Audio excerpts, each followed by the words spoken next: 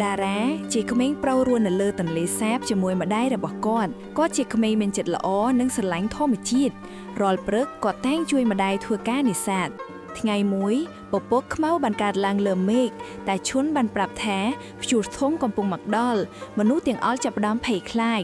ខ្យល់ខ្លាំងនិងភ្លៀងធ្លាក់យ៉ាងខ្លាំងទូកជាច្រើនត្រូវរលកបក់តារាមិនរត់គេចទេគាត់ព្យាយាមជួយអ្នកដទៃ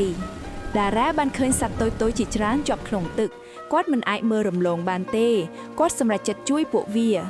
ដោយភាពក្លាហានតារាបើកទូកទៅជួយសត្វទោះបីមានគ្រោះថ្នាក់ក៏គាត់មិនបោះបង់ឡើយបន្ទាប់ពីព្យុះស្ងប់ត្រីមីសបានបង្ហាញខ្លួនវាជាវិញ្ញាណអរគុណចំពោះចិត្តល្អរបស់តារា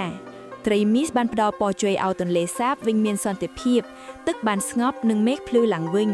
ប្រជាជនបានជួយគ្នាសាងសង់ភូមិឡើងវិញពួកគេអរគុណតារាចំពោះភាពក្លាហានរបស់គាត់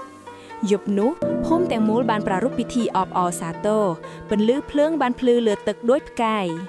តារាបាននិយាយថាភាពក្លាហាននិងចិត្តមេត្តាអាចផ្លាស់ប្ដូរពិភពលោកបានការជួយអ្នកដទៃគឺជាកម្លាំងដ៏ធំបំផុត